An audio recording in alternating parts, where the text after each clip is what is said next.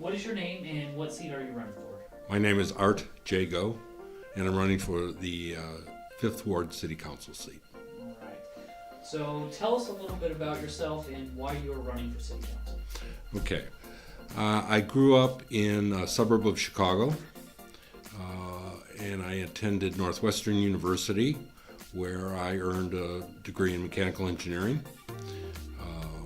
I worked for a while as an engineer with General American Transportation, a large company. I worked in their research division, primarily on Department of Defense contracts that they had.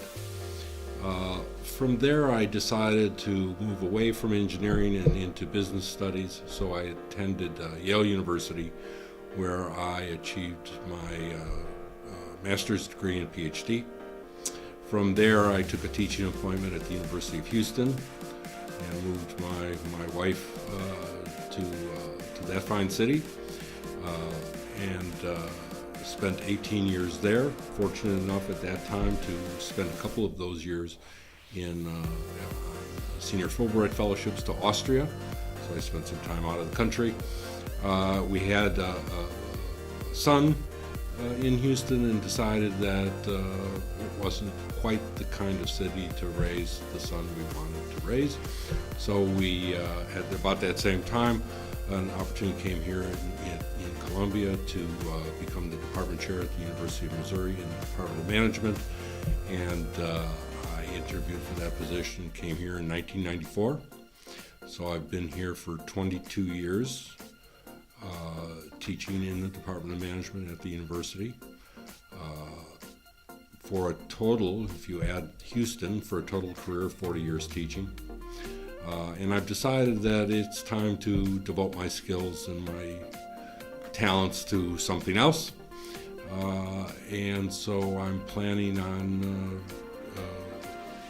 serving the City of Columbia on City Council, bringing my skills in business management to those activities. My research has been, and teaching, has been in the area of managerial decision making for that time. In fact, the first article I ever wrote was in a journal called Decision Sciences. So although I'm not an expert in many of the individual decisions that will come before City Council, unless they deal with mechanical engineering, I am an expert in the process of decision making.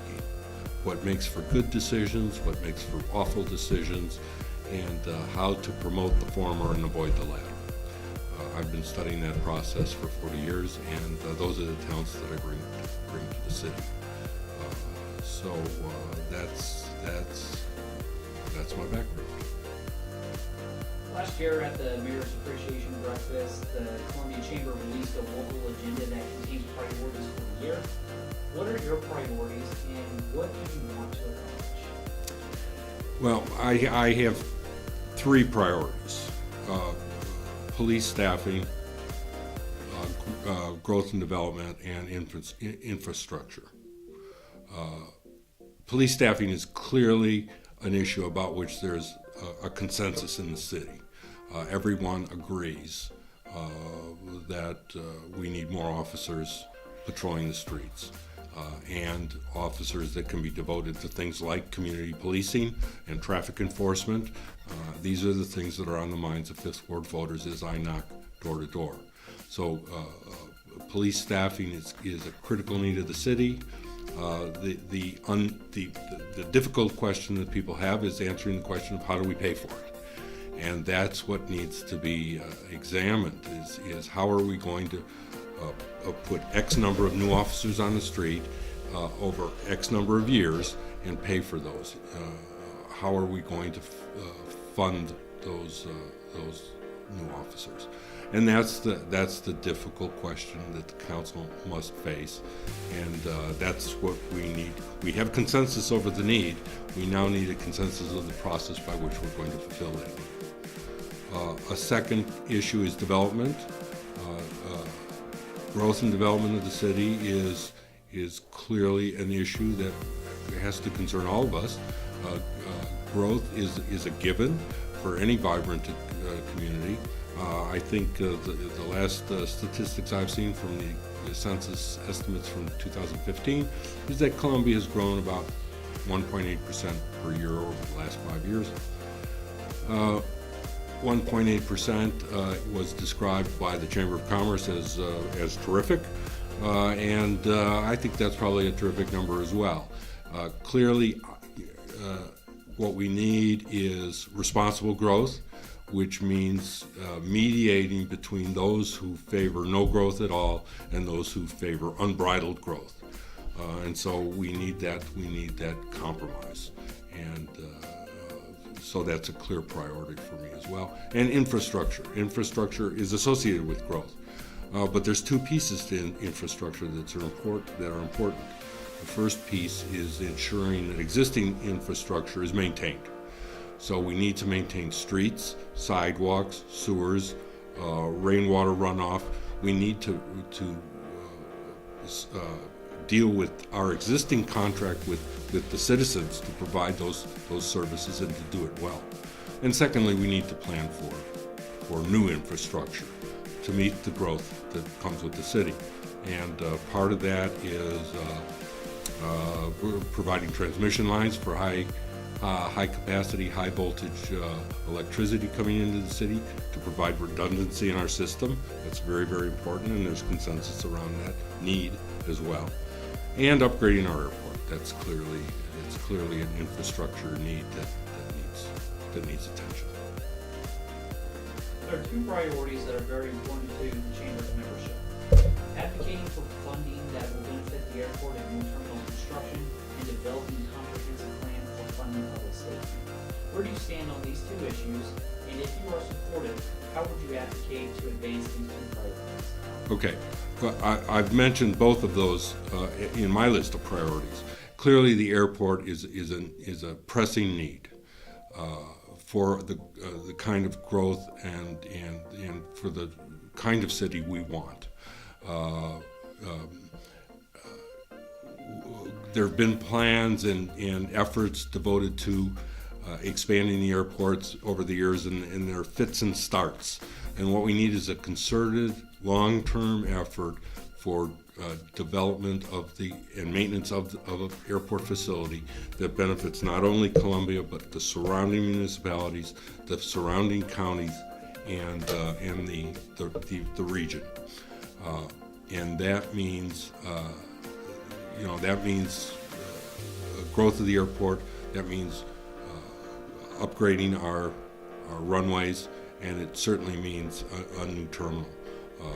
To get off an airplane, to walk down a ramp into the rain, and then into a terminal waiting room that is essentially a double-wide trailer simply does not place this city in the best of light to our visitors, to the businesses that we want to attract, to the professors that the university wants to hire, etc.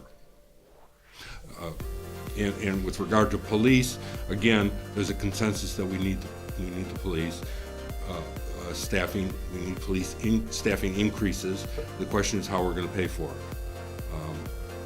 There was a ballot initiative 2 years ago to increase the police force by 30 officers and increase the fire department by 15 firefighters, and that effort was defeated at the polls.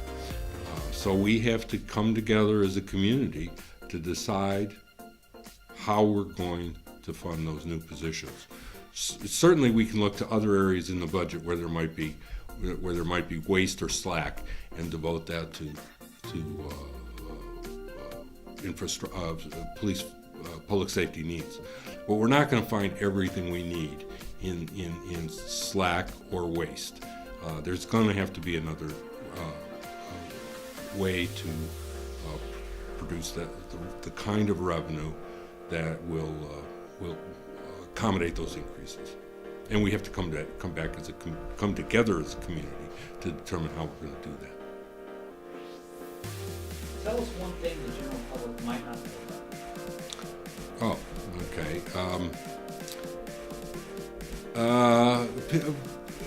People at the university know how involved I am in faculty council at the university, but the residents of the city probably don't. I'm a very active faculty member at the university.